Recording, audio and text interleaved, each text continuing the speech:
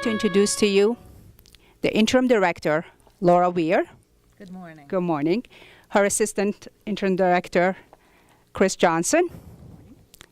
And also from the firm of KG&D architect, Ross Davidson.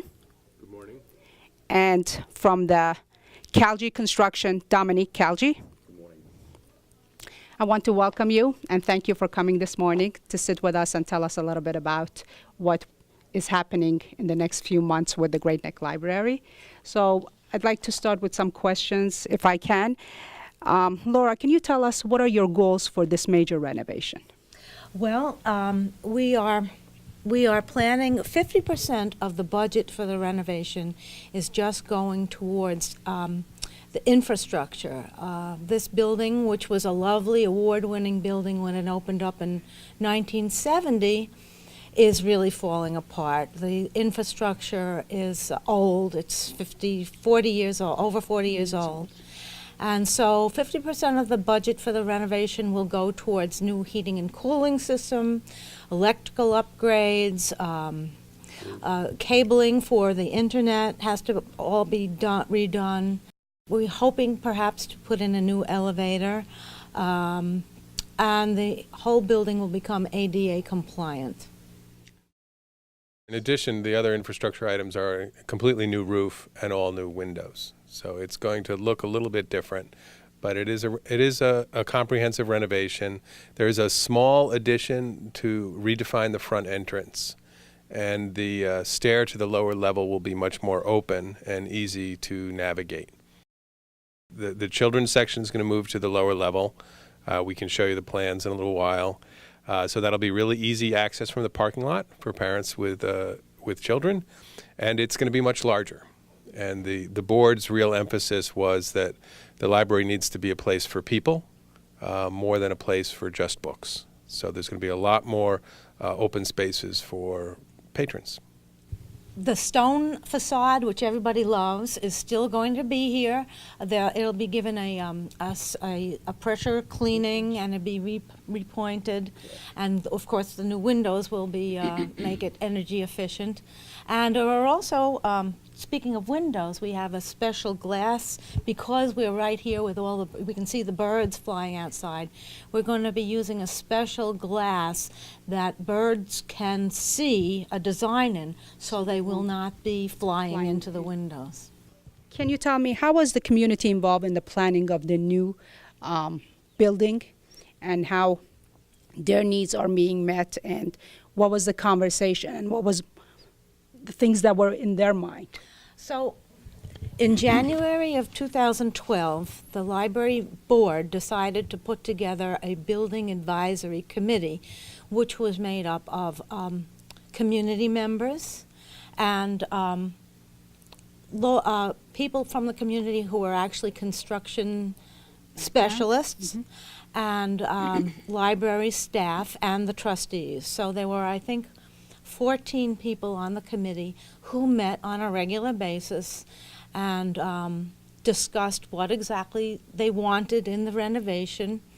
And I guess they worked through the designs, and they came up with this plan, and then we interviewed 9 architectural firms within that building advisory committee, and KG&D was chosen. We were fortunate to have KG&D to be the chosen architect firm. Yes. Mr. Davidson, can you highlight some of the environmental friendly features of the building that's going to be built? Sure. The building is going to be use all materials that have what's called low VOCs, or volatile organic compounds. So that new car smell that you get, you will not have from the carpets or the paints or the ceiling tile that's used throughout. Also, we are completely redoing the ventilation system, so you're going to have a lot more fresh air being circulated through the building. So in that respect, it's going to be a healthier environment, healthier interior environment. But the energy efficient windows, which will go to a thick insulated glass, more insulation on the roof, will significantly improve the heat loss. And then high efficient boilers and air handlers LED light fixtures, complete new lighting will significantly reduce energy costs throughout the building. So if it were to receive a rating system, we believe that it would be what's called a LEED certified or equivalent building, but the library at this point has not chosen to pursue the rating system itself. But we will still work to achieve that standard. And then one of the other big changes is that we are sort of cutting a pathway through so that right from the front door you're going to be able to see all the way through to the beautiful pond. So it's going to even better connect with its environment. Mr. Davidson, can I ask you to explain to us how will this building be ADA compliant? Well, the biggest changes will be in the interior. You can get into the building with a wheelchair, but the elevator controls will be upgraded. We're hoping that their fundraising allows us to completely replace the elevator. Mm-hmm. The biggest changes will be in toilet room access and access around doors. So the building was constructed before the Americans with Disabilities Act was passed in 1990. So it's been quite some time now. So there's clearances around doors, the size of doorways. We're going to have automatic bypassing doors at the front door and the vestibule, so you'll be able to walk in hands-free, whether you're able or disabled. And the stairway will be a lot less steep. It's going to be a straight stairway. And also all the new signage will have raised letters for blind people. So it'll be completely compliant and a lot more user-friendly. Our primary role is to ensure that the library's best interests are being, at the center of every decision, right from design through the construction process. We were brought on board to work closely with Russ's team, developing the budget as we go along through the various design phases. Also looked at constructability, review of materials, and again, we will get involved in the bidding process, vetting the contractors, and once the construction starts, then we would be monitoring the contractors on the job to make sure that the job is going according to plans and spec, and timeline is being met. Yes. We are looking at a 12-month project once construction starts. Well, we're looking at the actual start date around the middle of November 2014. Right now, Russ's team of architects and designers, they're readily going along with the final construction document phase. End of August, we should have that ready for the final budget. So we're looking to go out to bid the end of September, bids coming in middle of October, and then once they're vetted, contracts are issued, we're looking to start mid-November. So can you tell us how will the patrons have access to the library while the building is in construction? Yes, Chris, would you please answer that? The plan is we're lucky here in Great Neck that we have not only the main library but 3 branch libraries. So we are basically relocating our most popular materials as well as our staff members down to the 3 branches. We're extending and changing the hours a bit at the branches to be more accessible. And we're going to do our best to provide service at the Station, Lakeville, and Parkville branches while this building is closed. As Dominic mentioned, we anticipate about a 1-year closure.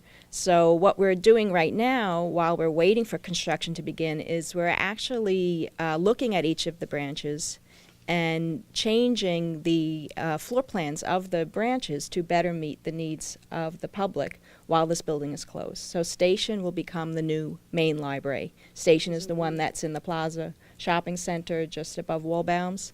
That's going to have a dedicated children's area. That's also going to have an enhanced AV collection, a young adult collection, and it also houses our second largest available community room. So programs that you mentioned, our children's weekly story times, our popular regular adult movies, book discussions, our Socrates Salon, which is a monthly program, all of that is going to be offered at the Station branch. Very nice. Okay. The Lakeville branch is going to be getting some additional collections of our foreign language. We have a very robust foreign language collection of Persian materials, Hebrew materials, Spanish materials, and we have the public that's interested in that, and those will be available. And we have some special programs also, maybe Laura No, wants to- I just wanted to mention the Chinese and Korean collection. Yes. Which is very popular. As we all know, Great Neck is really a wonderful, Multicultural. diverse Yes. Yes. community. And we're happy to support all of those. And for those materials that aren't available, we will do our best to interloan those from our fellow Nassau County libraries. What we're trying to do is keep the harder to obtain materials, our special collections that I mentioned, available right on site with us, and then the more generic fiction English language materials that we can get from other libraries we'll interloan, since obviously a great deal of the collection will need to go into storage. We just don't have the shelving available. And I know that, Laura, the library used to have programs when the kids were off of school. And what would happen to those programs? Well, we were very lucky. Rabbi Whittam of Temple Emmanuel has graciously offered to have 4 very large adult musical programs in the ballroom of Temple Emmanuel. It's a very, very large space. And I know, Laura, the whole community knows all the wonderful programs that get run out of this building, but one of the very special programs is Level. Can you tell me what's going to be happening with Level and where is it locating to? Yes, Levels. Dr. Dolan, of the superintendent of the Great Neck School District, has been working very hard with Ethan and me to find a place for Levels to meet when this building is closed. So he has carved out a spot in the Saddle Rock School, which is just down the block from here, and Levels will be meeting in the Saddle Rock School Monday through Thursday from 4 in the afternoon till 10 o'clock at night. And then on Fridays and Saturdays, Levels will be meeting at the station branch from 6 p.m. to midnight on Friday and Saturday. And so Levels will be having all the same kind of wonderful programs they have, the theatrical programs, the musical programs, the stand-up comedy. They will be operating out of a different location, but they will still be happening. They will still. And they'll run their shows as usual. They will run their shows out of the Saddle Rock School auditorium. Very nice. I've attended a couple of those, and they're really always wonderful. Yes, And once the building is all renovated and all done, they will be coming back here that's correct, yes. and basically have the same spot, but their spot would be also. Exactly. So I know this comes at a big price tag, so are there any fundraising events that you're planning to do? Yes. We Tell us a little bit about that. We have a fundraising committee, and we are, as I said, we are already collecting donations for the children's garden, but other fundraisers are planned. We are hoping to have a cocktail party in the fall before the library closes, and also we will be having a fixtures and furniture sale just before the library closes. Some people might be able to pick up some shelving, some of the things that we do not plan to use when the library reopens. And reused. We will sell. Very nice. All through the planning while we started the Building Advisory Committee, up to the bond, and since the bond, we've continued to put together information updates, which are available to the public, both online and in paper form, through a subcommittee of the Building Advisory Group. And we're trying to keep the public informed of all the stages of the renovation, of the plans, of the timeline, of the fundraising. And all of the information is available on the library website, which is www.greatnecklibrary.org.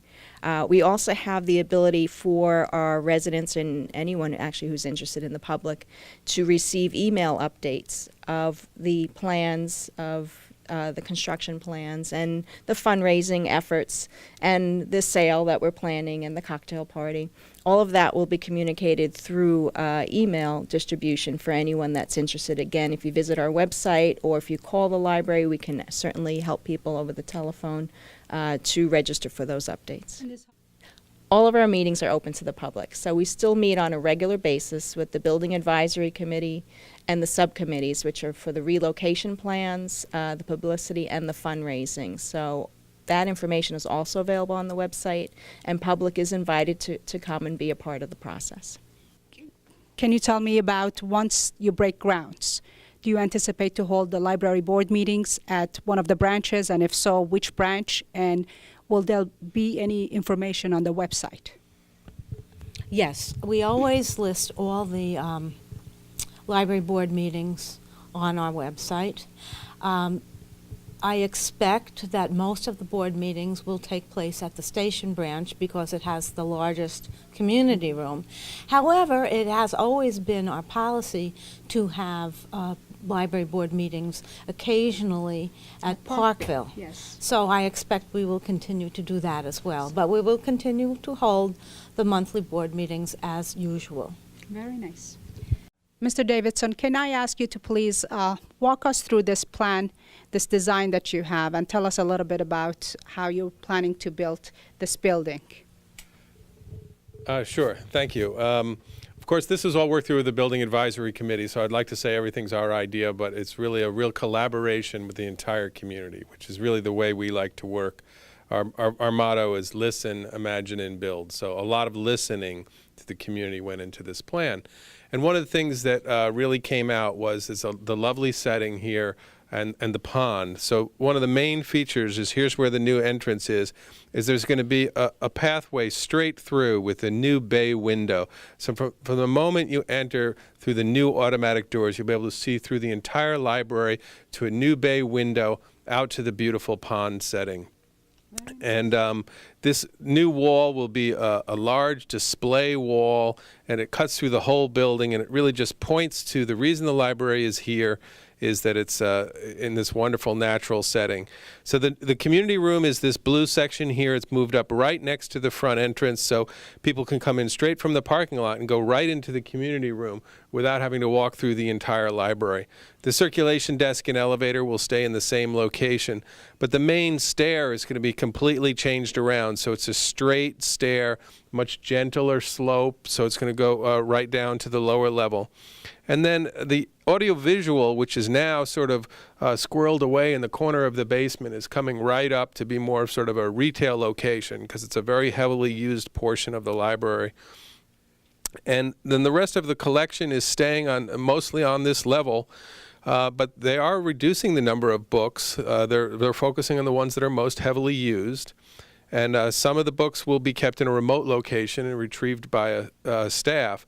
But the real principle here is to move the books away from the windows and provide more seating for people. So more seating here in the terrace area, more seating here. Some of the windows in this location are actually being enlarged, so you have better views of the pond.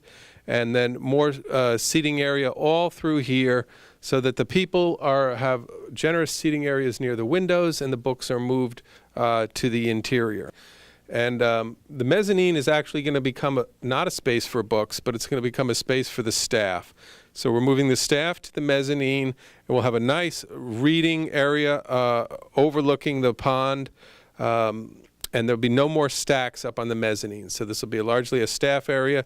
And again, additional seating with a nice high counter where people can sit and work on their tablet or laptop or read and look out the windows again to the pond. This is a rendering of the new front entrance. We are proposing to change the windows, so there'll be a lighter colored frame and a new canopy and a new stair with stainless steel rails. It's kind of a very fresh appearance. And there's that diagonal wall. It comes right out of the front of the library. So the only real exterior change is this front canopy. The traditional stone and limestone will be cleaned, and the windows and roof will be completely replaced. On the lowest level, the big exciting change there is the doubling the size of the children's library. And it has a new exterior entrance from the parking lot so that families can park and wheel strollers into the library without crossing a lane of traffic.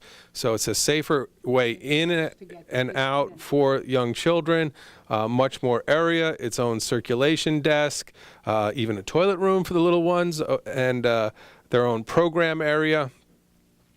And this is where that diagonal stair comes down from up above, and the gallery will be this space outlined in gray here. So you'll come right down that big open stair to this gallery, and then that actually comes out right under the bay window into the garden, which they're currently raising funds for.